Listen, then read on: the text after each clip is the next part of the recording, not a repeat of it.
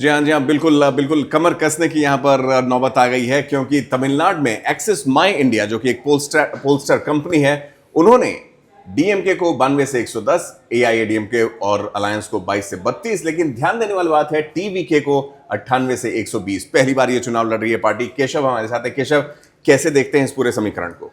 जी हाँ पंकज, हम यहाँ पर ये देख रहे हैं कि टीवीके के नेता विजय सिल्वर स्क्रीन के तो बड़े हीरो हैं ही जी, लेकिन राजनीतिक मैदान में भी उन्होंने मोदी और स्टालिन जैसे धुरंधर को पीछे छोड़ दिया है अपने पहले ही चुनाव में। यह करिश्मा कैसे हो रहा है, यह किसी जादू के खेल की तरह लग रहा है। डीएमके को 92 से 110 सीटें मिल रही है और आपने बताया एडीएमके, जिसमें प्रधानमंत्री नरेंद्र मोदी की अगुवाई वाली भारतीय जनता पार्टी भी शामिल है, उसको केवल 22 से 32 सीटें मिल रही है। जी। और टीवीके को, विजय को 98 से 120 सीटें मिल रही है। ये थोड़ा अविश्वसनीय तो लगता है। बिल्कुल। यहाँ पर एक बात जरूर हमें समझना होगा कि तमिलनाडु या फिर दक्षिण के अन्य राज्यों में भी हीरो वर्शिपिंग की परंपरा रही है। विजय वहां पर बड़े अदाकार रहे हैं, वहां पर उनकी एक फिलैंथ्रोपिस्ट की भी इमेज है। इससे पहले जब भी तमिलनाडु में कोई ऐसे प्राकृतिक संकट आए हैं, बाढ़ आई है, तूफान आए हैं, तो वहां पर घर से निकल के लोगों की मदद करते रहे हैं। तो उनकी एक मूवी भी आ रही है जननायकन, मतलब द मास हीरो। जी। तो जननायकन वाली इमेज भी वो कैरी करते हैं। लेकिन पहले ही चुनाव में, क्योंकि याद रखिए जब पहली बार डीएमके चुनाव मैदान में गई थी, करुणानिधि बड़े स्टॉलवर्ड्स थे, हालांकि वो एक्टर नहीं थे, स्क्रिप्ट राइटर थे, लेकिन वहां पर उनको भी ऐसी सफलता नहीं मिली थी जैसी सफलता एक्सिस माई इंडिया के एग्जिट पोल में बिल्कुल यहाँ पर विजय को मिलती हुई दिख रही है। अब किन फैक्टर्स पे विजय को यहाँ पर इतना बड़ा लीड मिलता हुआ दिख रहा है, इस बात की यहाँ पर एनालिसिस करनी पड़ेगी। बिल्कुल। देखिए, तमिल सिनेमा के रुपहले पर्दे पर ये चमचमाता सितारा विजय, जिसने करूर में जो स्टैम्पीड हुआ था उनके रैली में, लेकिन उस रैली का अगर आप साइज देखते उससे अंदाजा लग रहा था। लेकिन ये आंकड़े तो चलिए अभी ये रुझान भी नहीं है, ये एग्जिट पोल के नंबर्स हैं। केशव, मैं आपसे जानना चाहूंगा कि तमिल, जैसा आपने कहा कि हीरो वर्शिपिंग की जो परंपरा रही है, डीएमके हो गया, एआईएडीएमके, यहाँ पर जयललिता जी, और अब क्या तमिलनाडु के राजनीतिक क्षितिज पर ये जो एक नया नाम आया है, ये एनी स्ट्रेच ऑफ इमेजिनेशन से थोड़ा अजीब सा तो लगता है, लेकिन कितनी संभावना है इसकी? ये सही जिस तरह से क्रिकेट में कुछ भी संभव होता है, जब तक लास्ट बॉल ना बोल कर लिया जाए तब तक पता नहीं चलता है कि आखिर परिणाम क्या होगा।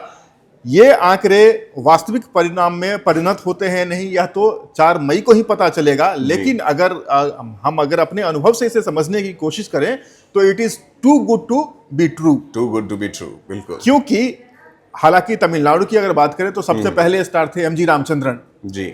उन्होंने उस समय की कांग्रेस की सत्ता को चुनौती दी थी, और डीएमके के जो एम करुणानिधि थे वो उनके पटकथा लेखक हुआ करते थे। उन्होंने ही एमजी रामचंद्रन के किरदार को रुपहले पर्दे से निकालकर पॉलिटिक्स के मैदान में स्थापित कर दिया, और तमिलनाडु की सत्ता में वो वर्षों तक बल्कि दशकों तक बने रहे, और उनकी लेगेसी को आगे कैरी किया जयललिता ने, अम्मा ने।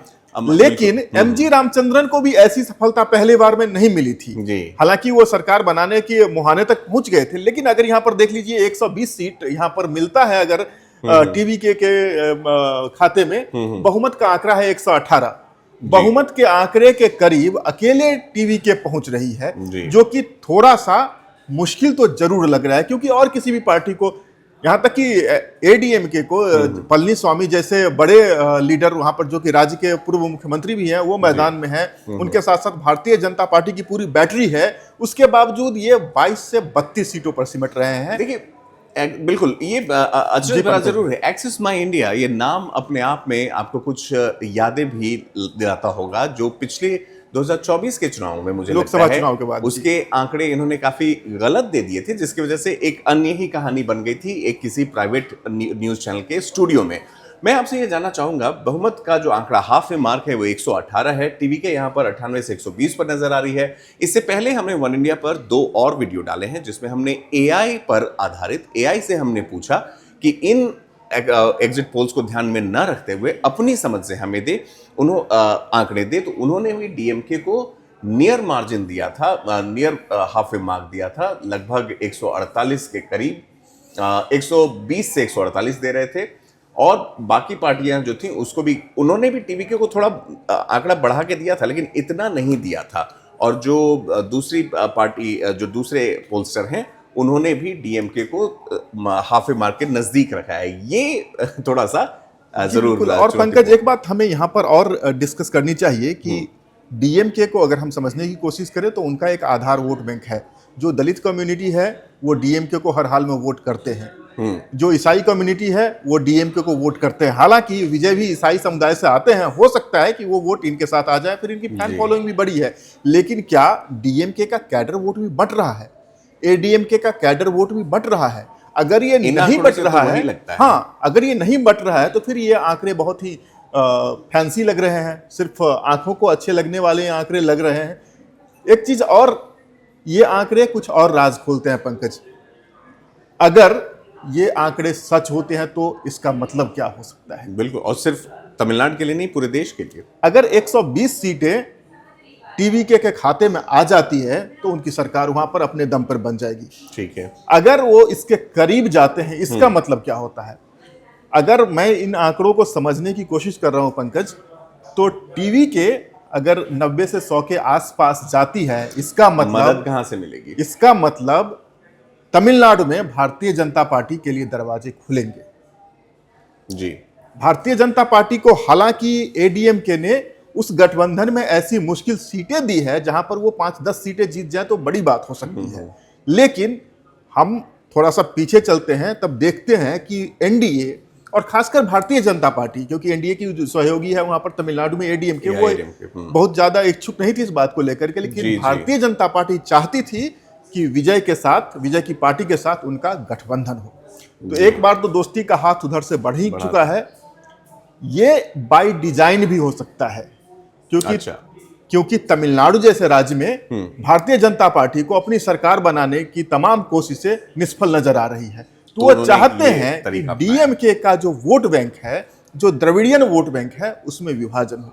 अच्छा, तो ये बाय डिजाइन भी हो सकता है कि वो विजय एनडीए में न आकर एनडीए से अलग लड़े और एनडीए विरोधी जो वोट है उसमें विभाजन करें और फिर एक पोस्ट पोल अलायंस की संभावना बने। पोस्ट पोल अलायंस के सिचुएशन में भी मुझे लगता है बीजेपी अगर इन आंकड़ों पर देखें तो उस कमांडिंग पोजीशन पर तो नहीं होगी, लेकिन हाँ सत्ता के करीब जरूर आ जाएगी। बिल्कुल, सत्ता के करीब, सत्ता के लिए उनके दरवाजे खुलेंगे गठबंधन में। बिल्कुल। केशव, एक चीज और मैं आपसे जानना चाहूंगा, अगर मैं आपसे पूछूं कि हिंदी हार्टलैंड में कितने अभिनेता ऐसे हैं जो आपको अपनी स्मरण से याद आते होंगे, जिन्होंने राजनीति में इतना बड़ा ओपनिंग अकाउंट खोला होगा? अब मुझे तो बिल्कुल भी नहीं याद रहा है कि हिंदी हार्टलैंड में कुछ ऐसा करिश्मा कभी भी हुआ होगा। इनफैक्ट पूरे देश में कहीं नहीं हुआ है। हिंदी हार्टलैंड में पहला करिश्मा अरविंद केजरीवाल ने किया था, पहले चुनाव में गए थे और उनकी सरकार बनी थी। ठीक है, बाकी ऐसा अभिनेता नहीं थे बिल्कुल। लेकिन हाँ, अभिनेता ने अपनी सीटें जीती है। राजेश खन्ना ने अपनी सीटें भारी मार्जिन से जीती है। सुनील दत्त रहे हैं, सुनील दत्त तो एक्सेप्शन है, उन्होंने हर मौके पे जीत दर्ज किया और उनकी एक सीरियस पॉलिटिकल लीडर की भी इमेज रही है। अदरवाइज अगर हम राजनेता की बात उत्तर के दक्षिण में भी करें तो कमल हसन की पार्टी पिछली बार चुनाव लड़ी। मैं वही कहने वाला था कि कमल हसन क्यों हाशिए पर रहे, वो डरते रहे, चुनाव आते आते पीछे हट जाते थे। रजनीकांत के बारे में सुना जा रहा था। रजनीकांत ने अपनी पॉलिटिकल पार्टी फ्लोट की थी, फिर वो वापस हो गए, पता चला कि बीजेपी के साथ आएंगे, फिर उन्होंने अपने कदम खींच लिए। तो वहां पर जो बड़े सितारे हैं उन्हें अपने फैंस खोने का डर भी लगता है। लेकिन टीवीके के विजय ने फ्रंट फुट पे अपनी पाली खेली है। हो सकता है उनका कुछ डिविडेंड उनको मिले, लेकिन फिर भी ये आंकड़े जो है पंकज, तमिलनाडु जैसे राज्य के लिए मुझे तो मुश्किल ही लग रहा है। एक चीज और केशव, यहाँ पर विजय के व्यक्तिगत जीवन पर भी उनकी धर्मपत्नी के साथ मुझे लगता है जो कुछ मुद्दे उनके साथ चल रहे थे, उसका कुछ असर होता हुआ नजर आता है, क्योंकि वोटिंग के दिन भी देखा जा रहा था कि वो किनके साथ आए, बिल्कुल माता जी के साथ आए। अगर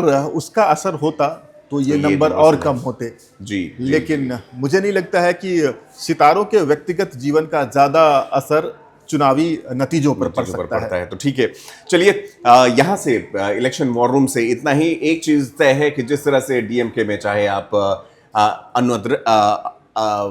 डीएमके की बात करें, स्टालिन के, एमके स्टालिन, और जो उनके उदयनिधि स्टालिन, ये जो उनके परिवार के सारे सदस्य रहे हैं, उनकी बात करें, या फिर एआईएडीएमके जो कि अम्मा की पार्टी रही है और उसमें भी फिल्मी सितारों का ही ज्यादा रहा। बिल्कुल। टीवीके क्या वो नया कीर्तिमान स्थापित करता खोल पाएगा, इसको हमें देखना होगा। Amazing numbers here. Axis my India का ये आंकड़ा जिस पर हमने सोचा कि आपको ये रिपोर्ट पेश की जाए। टीवीके जो कि पहली बार चुनाव लड़ रही है, करूर में एक बहुत ही भीषण स्टैम्पीड हुआ था जिसकी वजह से इसके पार्टी लीडर को भी काफ़ी दंश झेलना पड़ा था उसका। व्यक्तिगत तौर पर भी, व्यक्तिगत जीवन में, निजी जीवन में भी वो एक पारिवारिक स्प्लिट से गुजर रहे हैं। उन सब के बावजूद अगर ये नंबर सही हैं तो मुझे लगता है कि this will be rewriting the way voting happens at least in the southern part of the country. Subscribe to One India and never miss an update. Download the One India app now.